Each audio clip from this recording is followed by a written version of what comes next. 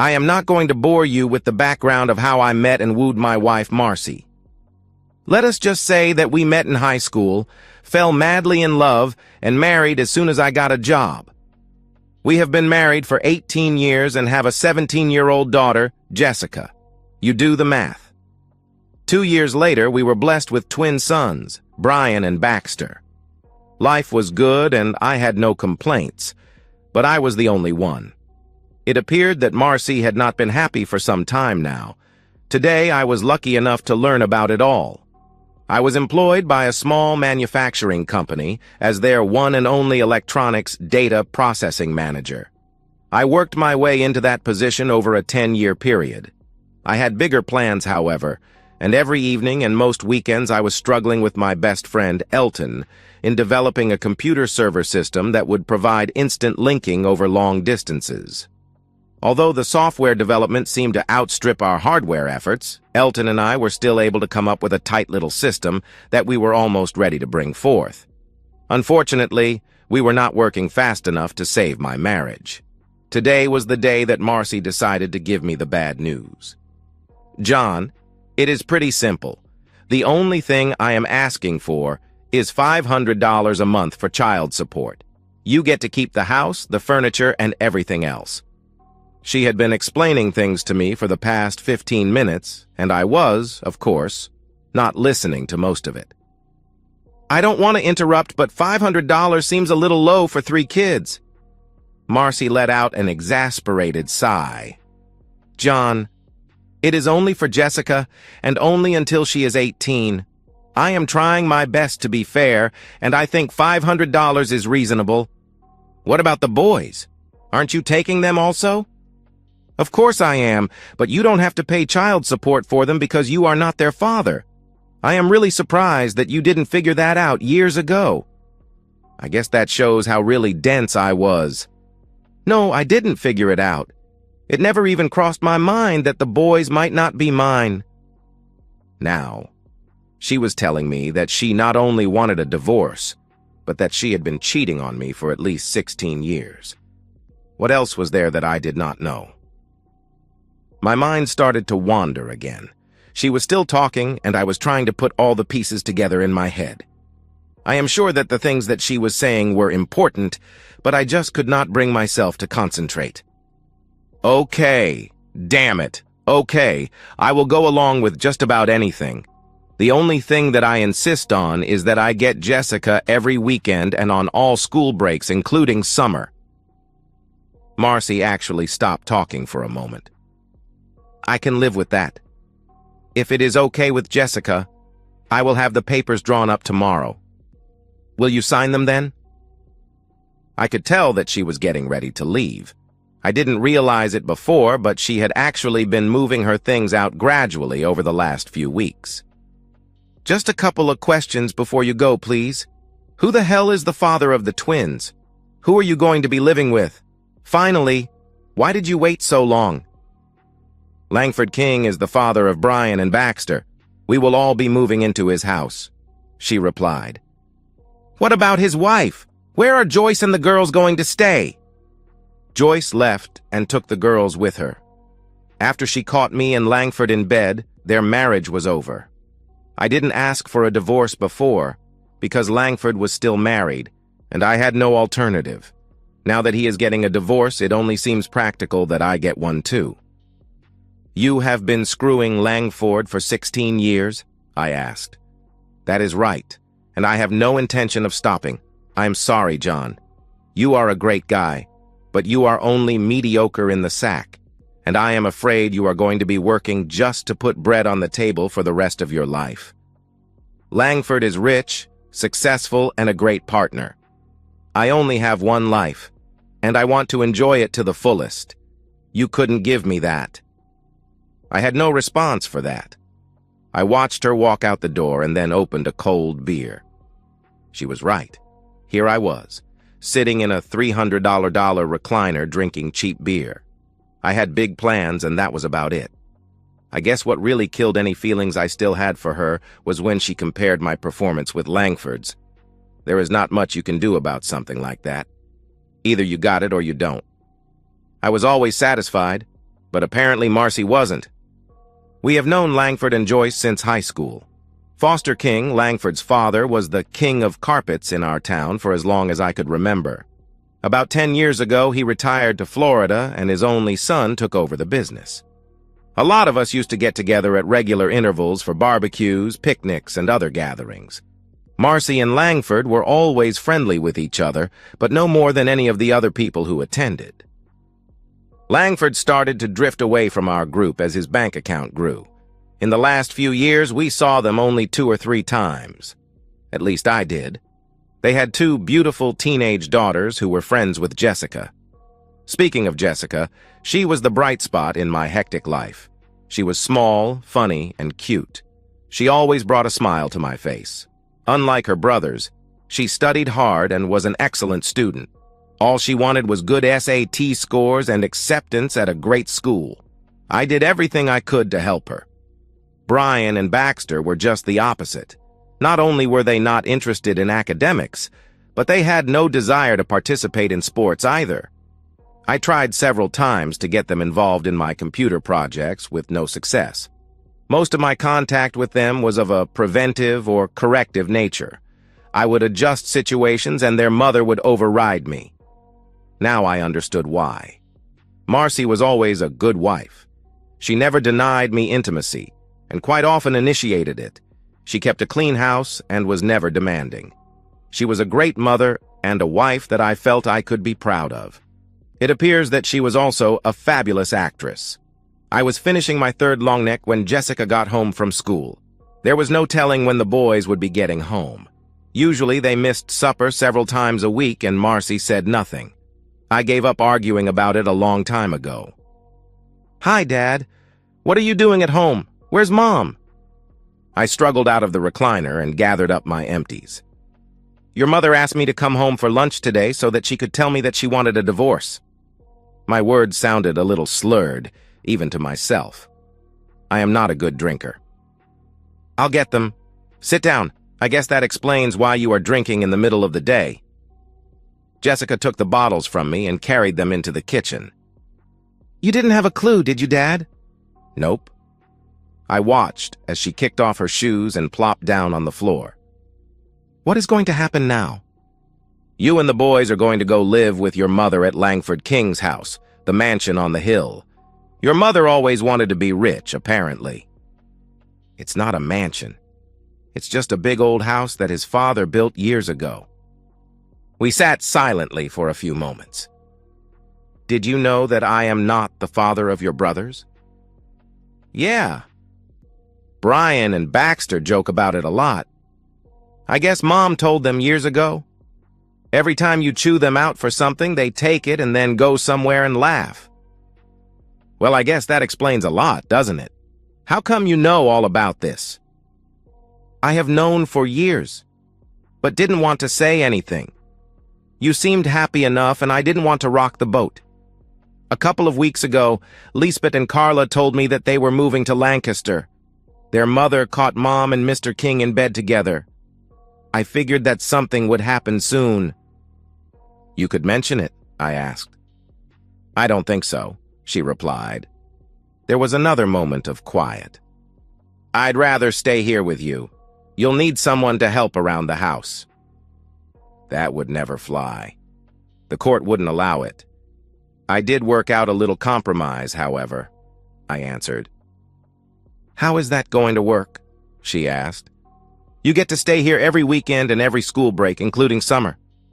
"I can make that work. Why don't you go take a shower and I will order some pizza?" While we were eating, Jessica presented her plan for the separation. She would come to our house Friday after school and stay until she went back to school Monday morning. I thought it was better than anything I had imagined. We were still discussing the details when the phone rang. "John, I just wanted to let you know that the boys are here and will be staying overnight. Tomorrow, while you are at work, the kids and I will move our things over here. They can afford to miss a day of school. Jessica can spend the evening deciding what she wants to bring with her and what she wants to keep there. I don't see any reason why we can't start the new arrangement right away, do you?" "No, that sounds fine to me. I'll let Jessica know. I replied. The reallocation of bodies seemed to go smoothly. I found myself alone in the house, and, to tell you the truth, a little relieved. I had a hard time concentrating at work because I kept trying to figure out where I went wrong. My constantly kicking myself for being completely in the dark about my wife's relationship with a close friend did not improve things. Elton and his wife, Beth, offered a shoulder for me to cry on, and I readily accepted. The obvious answer was booze, but I decided against it. Instead, I started spending even more time on the server project. Beth wasn't too thrilled about Elton working more hours than he was, and I ended up having to send him home several times. The divorce papers got filed, and Jessica started spending her weekends with me. She was careful not to say anything derogatory about her mother, but she also never seemed to have anything good to say. She seemed a little annoyed at the amount of time I was spending on the server development, but didn't complain. She stayed busy doing the washing and housework that Marcy was no longer available to do. It was not my intent to use her that way, but she seemed glad to have something to keep her busy, other than studying for her SATs. I always made time to have meals with her. It was late spring when things started to get better. Jessica was accepted at the University of Oregon and also approved for a senior year abroad in Spain. She was worried that Marcy would not let her go for some reason, but she needed her permission. I didn't understand her concern until I found out that she had not told her mother about her college applications or about the exchange program request. At my suggestion, Jessica asked her mother to sign the permission slip to go overseas by presenting it as a class trip without any further elaborations. Marcy signed the paper without even looking at it. The next week, we applied for her passport. My divorce was final. Langford was still fighting with Joyce about his. Joyce wanted blood. Marcy gave me all rights to the house, but I didn't know what I was going to do with it yet. As Elton and I finished up the server project, Beth was using her computer skills to create a fancy presentation. We prepared a slideshow and had the handouts professionally printed. A week later, we had a contract to provide a hardware system for the State Turnpike Commission and a hefty check to go with it. I was forced to quit work in order to get it done. Since I no longer had a family, a steady job was not that important. Elton, on the other hand, could not afford to give up his day job, but he was putting in long nights and every weekend to get things up and running. Beth seemed a little more supportive by this time. We had no trouble hiring several college students to help with the installation. Wireless technology seemed to make everything simpler, and the whole setup was put together from off-the-shelf components. In 6 weeks, we had a fully operational system. It had a few glitches, but the customer was elated. 2 days later, the State Department of Corrections called to set up an appointment. Elton quit his job, and Beth announced that she was pregnant. The second contract went a lot smoother. A couple of the students had graduated and were happy to be hired full-time. Elton struggled without me for a week as I escorted my daughter to Barcelona. I needed the vacation, and Jessica felt better with me along. Marcy was furious when she found out about the trip, and also when I stopped sending her the support checks. I could easily afford to pay them, but I felt like pissing her off. All I had to do was hold on for 5 more months until Jessica was 18. We were getting inquiries faster than we could respond to them. I became the full-time contact man and was traveling constantly.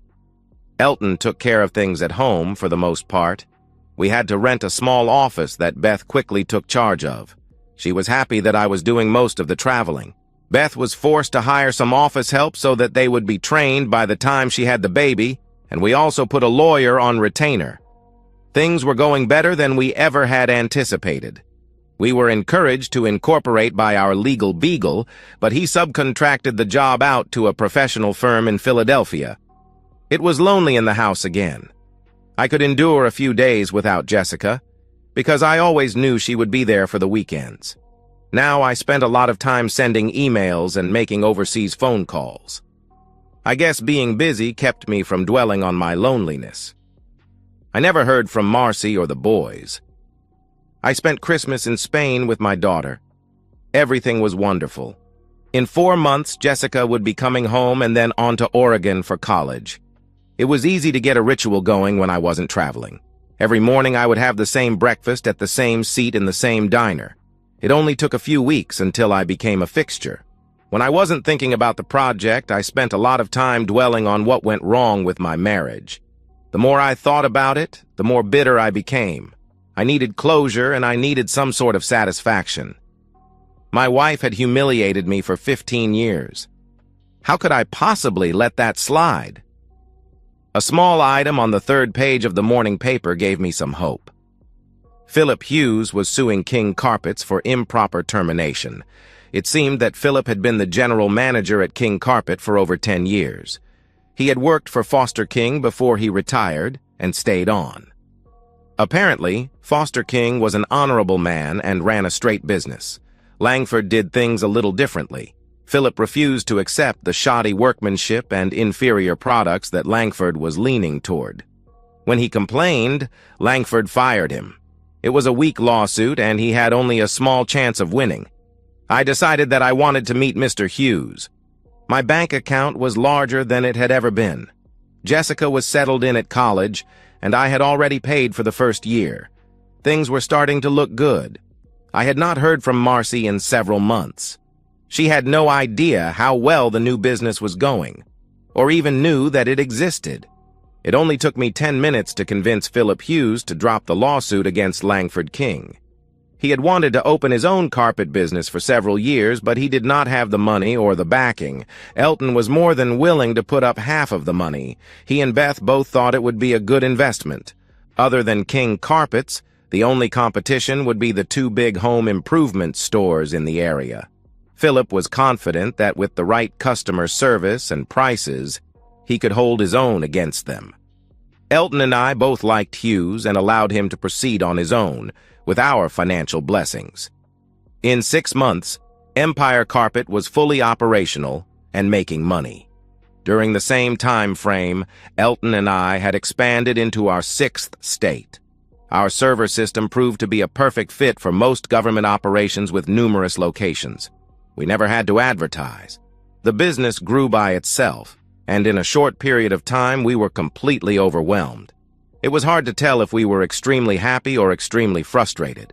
The nicest aspect about the whole thing was the monthly checks that just kept coming and coming. Brian and Baxter had been arrested for selling drugs. Most of the dealings were at their high school.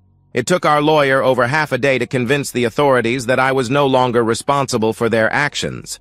By the end of the day, papers were filed relieving me of all parental responsibilities for both of them. I got a call later that evening from Marcy reprimanding me for my actions.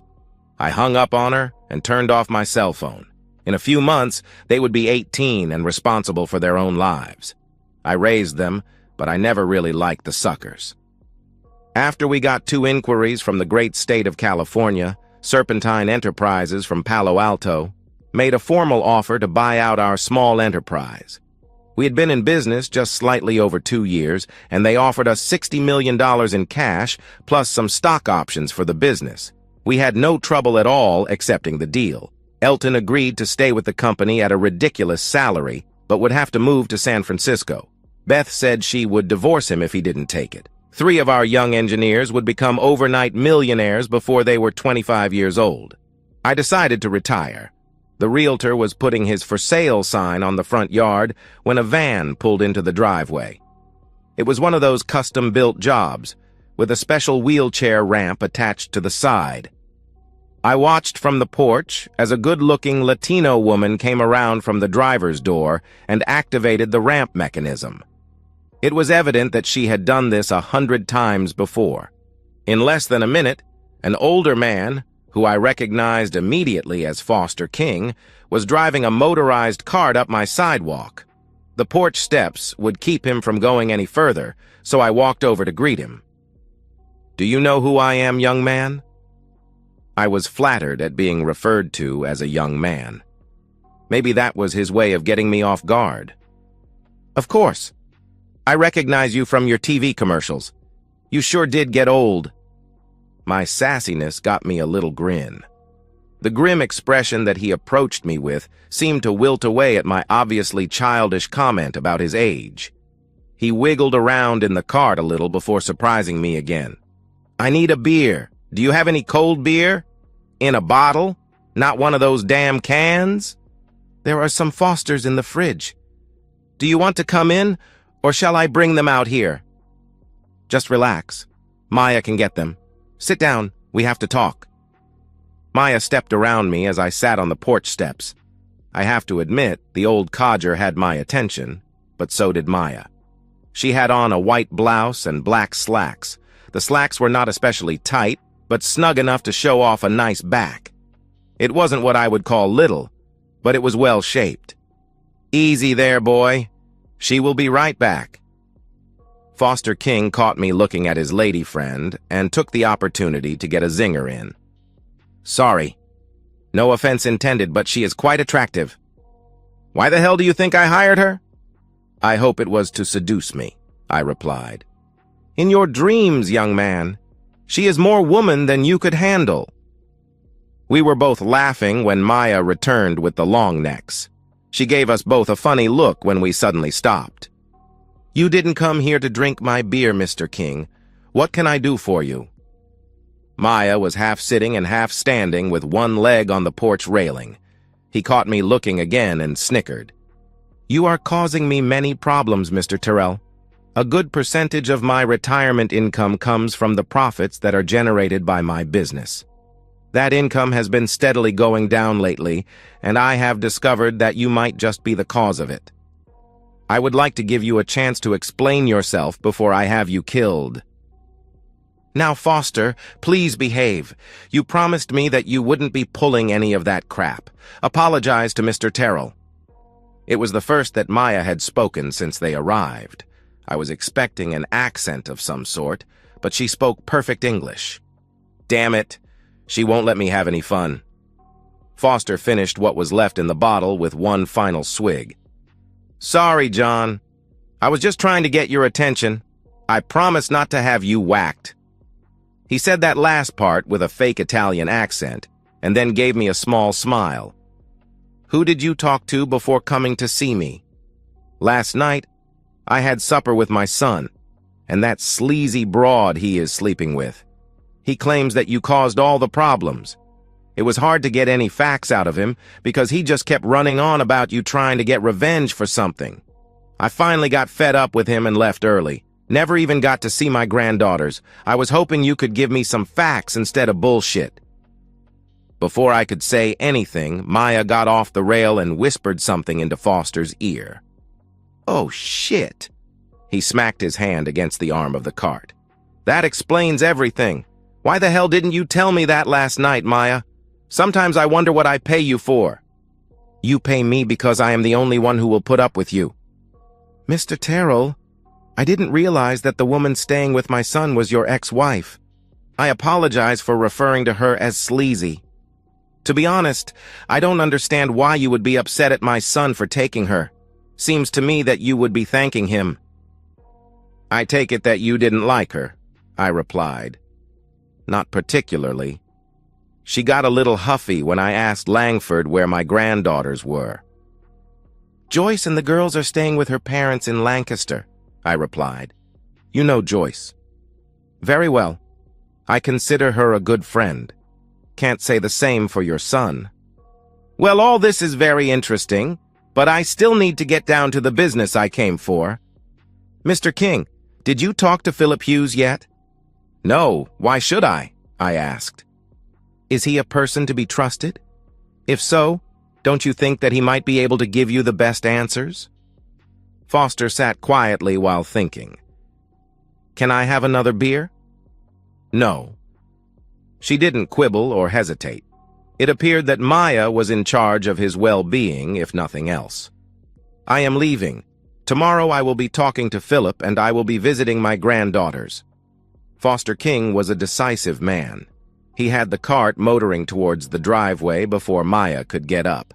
She smiled at me as she rushed to catch up. I was hoping to see her again. All of a sudden, I was thinking about how long it had been since I had intimacy. Maya was as efficient at getting Foster into the van as she had been getting him out. Before the door closed, he looked at me. "Don't leave town, John Terrell," We still have business. I found the visit to be enlightening. After killing another beer, I had a long, cold shower. I think Maya had gotten to me. She was probably married or hooked up with some young hunk, but I could still daydream. That evening, I had a surprise visit from my ex-wife.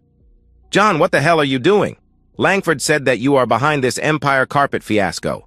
I told him it was a mistake, but he insists that you are trying to drive him out of business." "Marcy, King Carpet has been a fixture in this town since we were kids. I don't know a damn thing about the carpet business, so what makes you believe that I had anything to do with it?" "Don't play the fool with me, John. I know you better than that. You and Elton own the building that the new store is in, and your names are on all the forms and papers that were required for the startup of the business. Langford has friends who were able to find this out with no problem. Philip Hughes is just a front." "You are right, of course. I never could fool you, could I?" "Well, what are you going to do? Are you going to stop it?" "Hell no. Elton and I have too much money invested in this to just walk away. If you pay attention, I think things might get even worse over the next few days." "What else are you going to do? How can it get any worse than it is?" she asked. "I am not sure. In fact, I could be wrong. Forget that I said anything." Of course, the seed had been planted. There was no way she could forget it now. It was apparent that my wife was disgusted with me. She walked to the door and then turned before leaving. "The way that you treated Brian and Baxter after their arrest was terrible. You raised those boys and you should have shown a hell of a lot more compassion for them than you did. I expected more from you." "I am just curious, Marcy.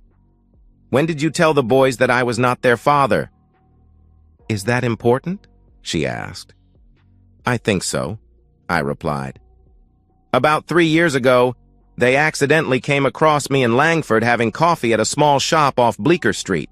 There was a confrontation and it started to get nasty.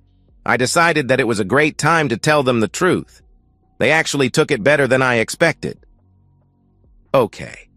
Well, that explains a lot."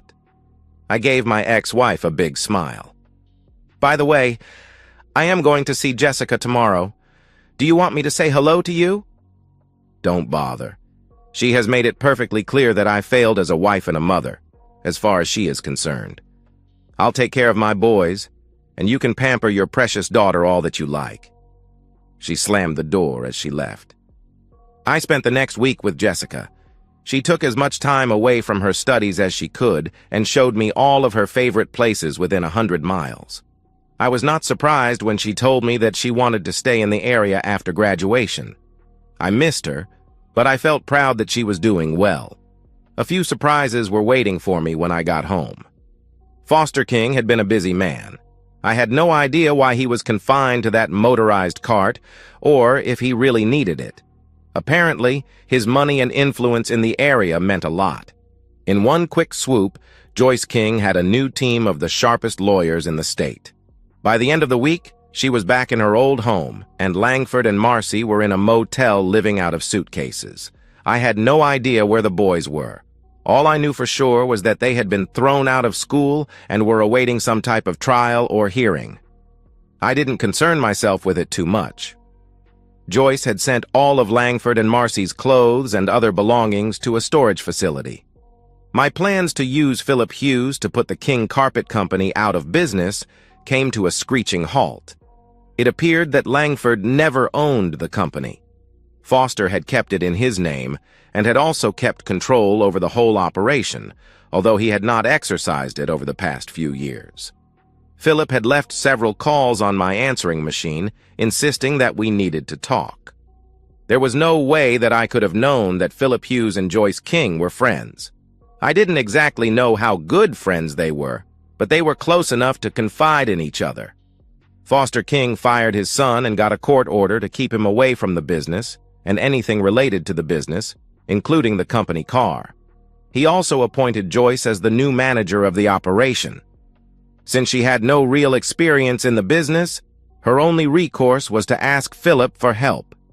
Philip was torn between his loyalty to Elton and me and his desire to help Joyce. He desperately wanted to make everyone happy and was seeking my counsel.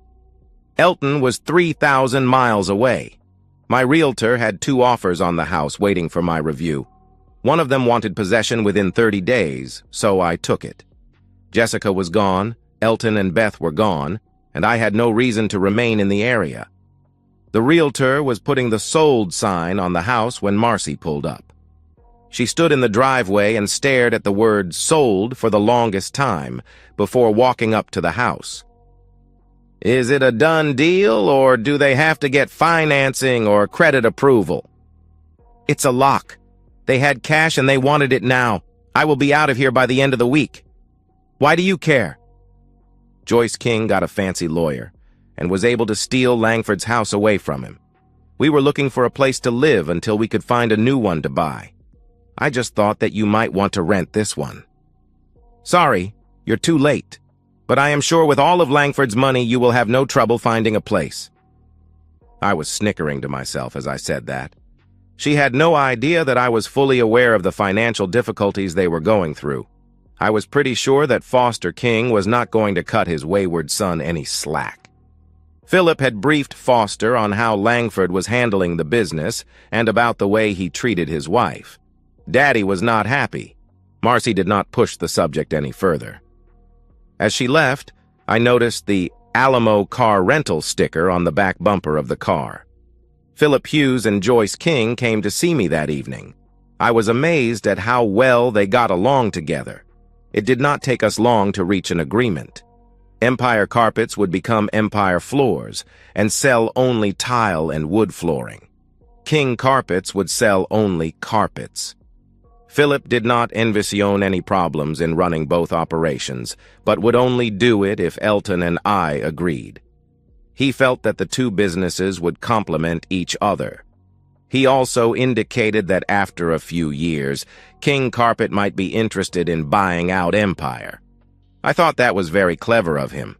I noticed that Joyce had an embarrassed smile on her face when he said that.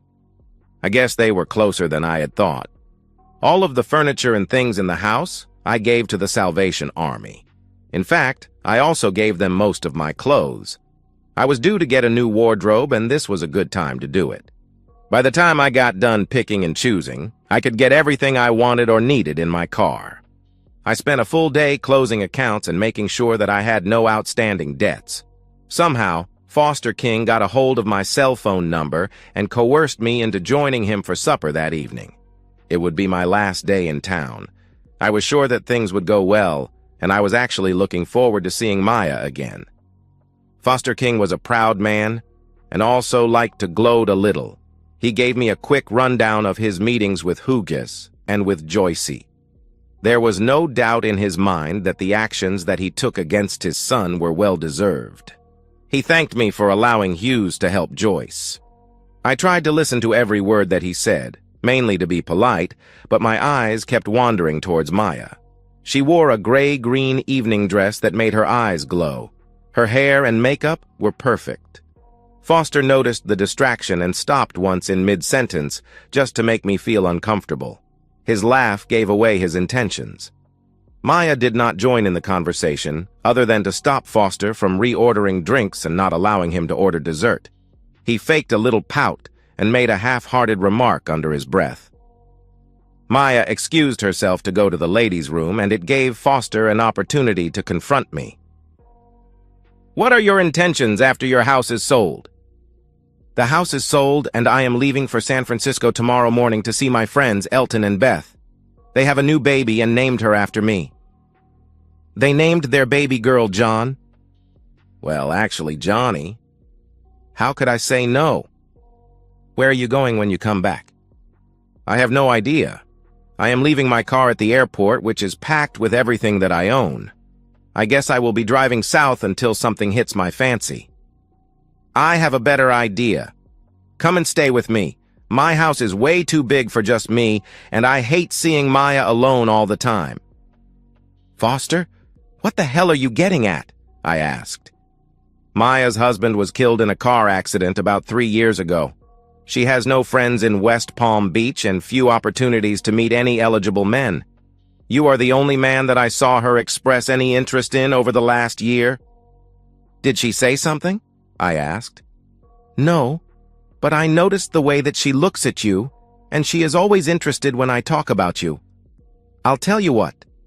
Come down and stay with us for a month. If nothing comes of it, you can jump in your car and start wandering around again. You have nothing to lose, and I would really enjoy the company." The conversation ended when Maya returned to the table. She smiled at both of us, as if we had just done something bad and was condoning it. I was definitely going to go to West Palm Beach. My visit with Elton and Beth went perfectly. The new owners were able to expand the operation over 20 states and several overseas locations. In a few years, the stock options would probably be worth far more than the actual cash we were paid. Johnny was adorable. I am sure that she will be cussing her parents for giving her a boy's name, but I will be the best godfather a kid could ever have. I called Philip Hughes as soon as I got back home, just to make sure everything was okay before I left. The business was fine, and he gave me a quick update on Langford. It seems that he had a good amount of personal debts that were not covered by the business accounts or assets. The cost of the divorce plus the expense of hiring a lawyer for Brian and Baxter had pretty well done him in. He had no credit, no cash, and no prospects. I felt good for Marcy. 2 days later, I was in West Palm Beach. Foster King must have been richer than I thought, because the waterfront home was magnificent. Every chance the old coot got, he was throwing me and Maya together. He insisted that she show me every restaurant in South Florida. After a while, we would pretend to go out, but actually stay in and watch TV in the beach house. Eating out every night sounds better than it really is. I think he knew what we were doing, but considered that to be just as good as what we were getting out of doing. We enjoyed our time with Foster, but we were starting to enjoy our time together even more. It seemed to make him happy. Maya and I started sleeping together after the 3rd week. Foster knew about it, of course, and started to tease us relentlessly. He didn't stop until I moved into her bedroom. That seemed to make him happy. Life was good. My financial situation was unbelievable. I was living in a waterfront mansion with no expenses, and sharing my bed with a beautiful woman. My money was making more interest than I could spend, and my stock options were growing so fast that it made my eyes blink. I did treat myself to a new car. I always wanted a Mercedes. Joyce's divorce was finalized, and Philip Hughes wasted no time moving in with her. Marcy, however, had second thoughts. All of a sudden, being married to Langford King did not seem like a good idea. Marcy seemed to disappear into the night. Jessica and I never heard from her again. Before the end of the year, Foster asked me to witness his new will. I never found out what exactly was wrong with him, but he seemed to be going downhill fast. He left all of his assets to Lisbeth and Carla, to be held in trust by their mother until they were 25 years old.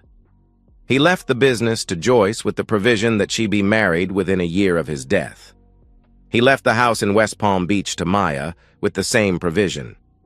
Things didn't work out as I had planned, but who was I to complain? Oh yes, I will be getting married sooner than I expected, because I just found out that Maya will be becoming a mother. If it is a girl, I am not going to name her Elton. Brian and Baxter decided to seek their fortune in Mexico, but things did not go well for them there. Marcy appeared from somewhere and asked me to help her with their legal expenses. I gave her $10,000 and never saw her or the boys again. Jessica finished her studies and moved to Barcelona. I'm not sure, but I think she met a young man while she was there. Foster held on for 2 more years. There was no autopsy, and I still don't know what was wrong with him. He lived long enough to be the godfather to my new daughter, Foster Anne Maria Terrell. I'll name the next one Elton. And so, we've reached the end of today's story. Was it what you expected, or did it take a twist you didn't see coming? I'm curious to hear your thoughts. Share them in the comments below, and let's get a conversation going. If this story kept you hooked, make sure to hit that like button. And if you're new here or just haven't subscribed yet, now's the perfect time to join our community. I bring you fresh, captivating stories every day, So click that subscribe button and turn on notifications so you never miss out. Thanks for watching, and I'll see you in the next one.